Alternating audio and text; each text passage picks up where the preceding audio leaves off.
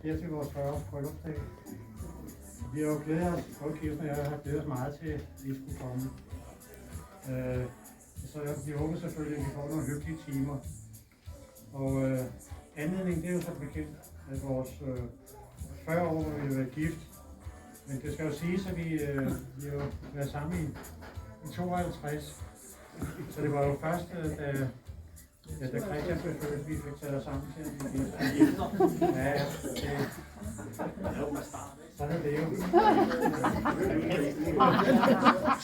Men når vi sådan tænker tilbage på de mange år af vores liv, ikke? Som sikkert for vores liv, sikkert som så mange andre familier, så er det jo indeholdt både gode og svære stunder. Og jeg ved, Kirsten og vi er jo så hæftet os ved, der er mange ting, man kunne tage op, ikke? Men vi er jo så hæftet os ved at være glade for og taknemmelige for at være velsignet med vores 3 dejlige børn. Og så vores 6 fantastiske børnebørn. Og som måske bekendt, så skal vi snart ned og være sammen med dem alle sammen i et stort sommerhus nede med Maria, det er i 29. Og det glæder vi os meget til. Og hvad? Ja, hun skal jo sige. Ja. Men jeg vil også sige, at vi udover at være taknemmelige og glade for børn og børnebørn, så er vi også utrolig glade for og heldige, at vi stadig har nogle rigtig gode venner, der er altid støttet op om os. Og det gør de stadigvæk. Så det er også noget, når livet er lidt svært. Og Kirsten, nu bliver det jo rørt. Tak så meget.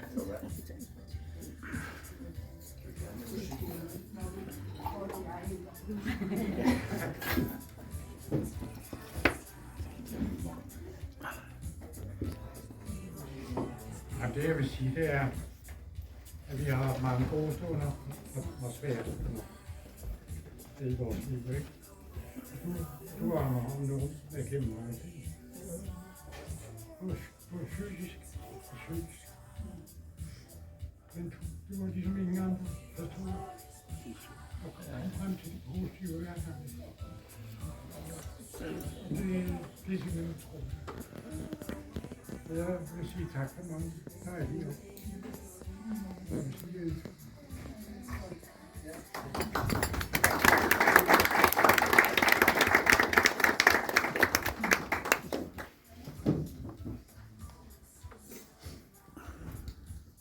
nogle praktiske ting. Det er, at herude ved baren, der kan I bare gå ud og bestille, hvad I vil have at drikke. Udover der er juice og ting. Så skal I bare sige ind her til selskabet, ikke? Der er toiletter lige herinde til venstre for baren og inde i nogle omklædningsrum, og der er også ude foran. Ja, ellers så håber jeg bare, at vi får nogle hyggelige ting. Så jeg er rigtig glad for at se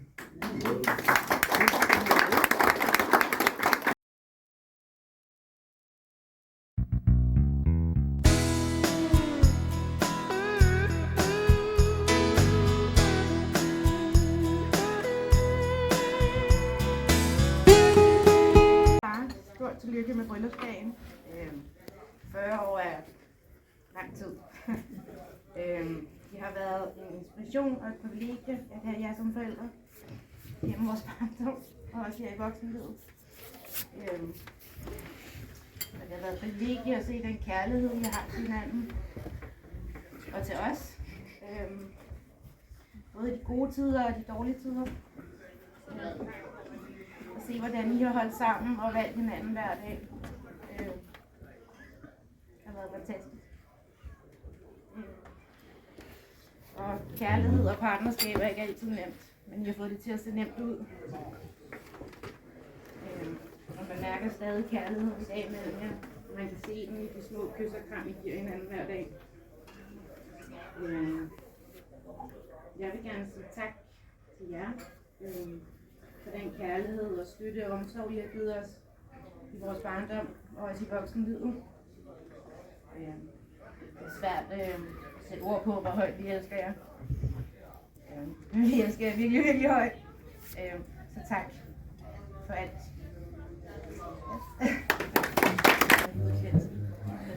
Nej, jeg har selv ved til den i dag. Så jeg har fået pænt sagt, så er det fint også. Jeg bare...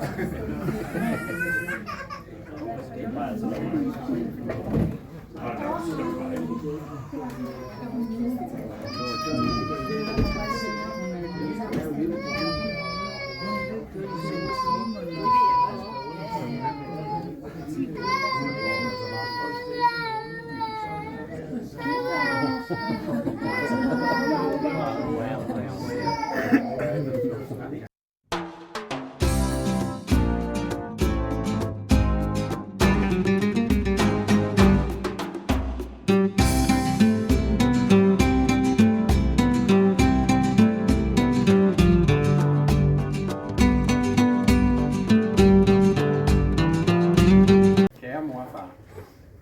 I cirka 52 år har I kendt hinanden nu.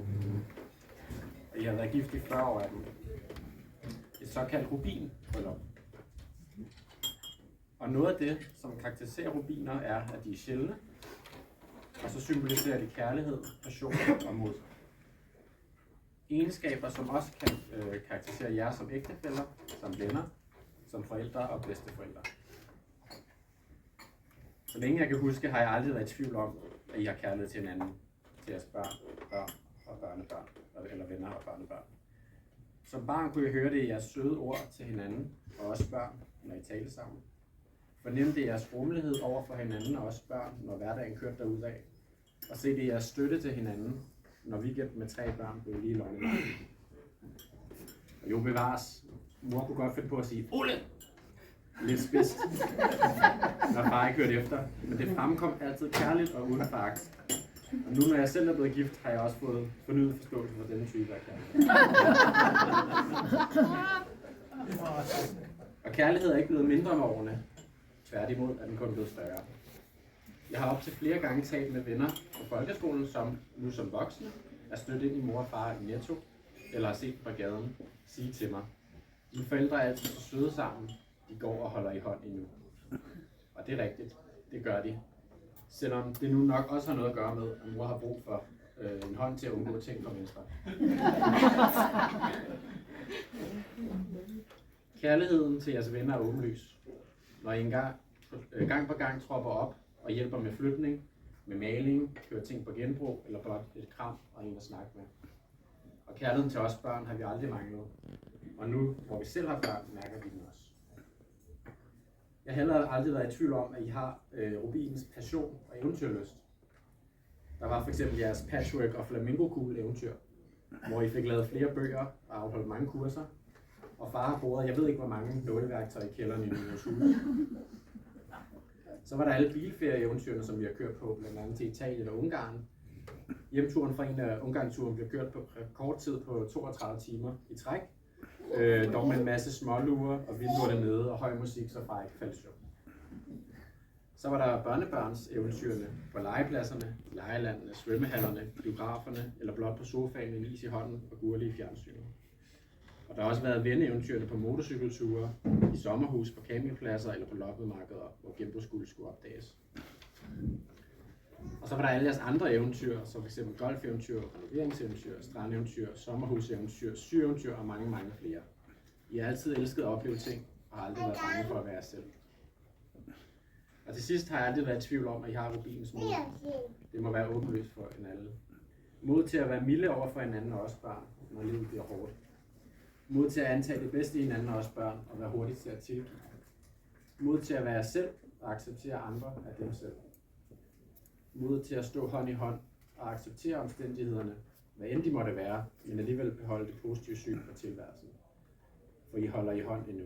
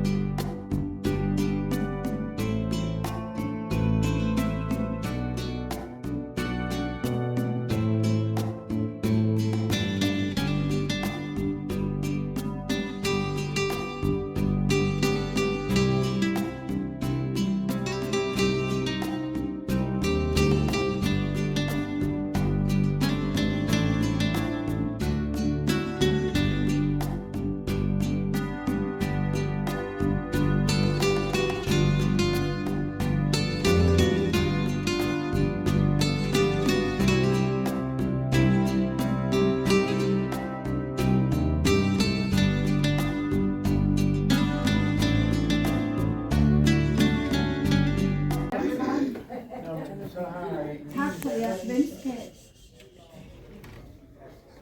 Og tak for jeres måde, I altid har været på. Vi har om nogen også haft rigtig mange gode oplevelser. Altså det er lige fra, at på campingture og nærmest vi har oplevet Venedig, hvor mænd har været ude på campingpladsen, og det hele svømmet væk. Vi har også oplevet et tog forsvinde med vores bil, med biler og vores motorcykler. Og Ole han siger, at den er bare kørt om bagved. Perronen den sluttede der, men Ole mente, den var kørt om bagved. Den var væk, og den var kørt. Og vi var på vores værste mareridt af en biltur, Kisse. Vi kørte som sindssygt for at nå toget, fordi den var jo kørt. Vi havde misset tiden og datoen, og jeg ved ikke hvad. Ja, det var ikke. Det skulle gå kl. 22.05. Da vi fik kigget efter, så gik det 21 et eller andet. Jeg har set forkert. 22.05, det var dato. Det var 22. maj. Så toget var kørt med alle vores motorcykler.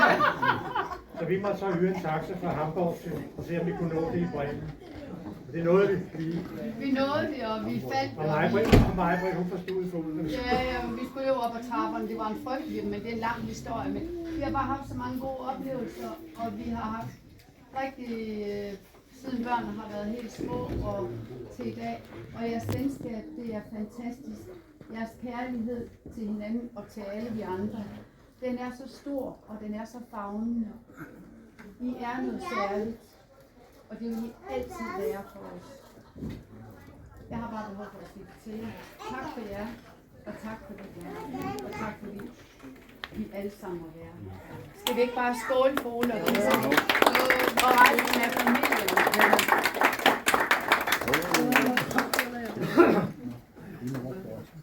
Skål! Skål! Og et kæmpe stor hurra for Ole og Kisse. Hurra!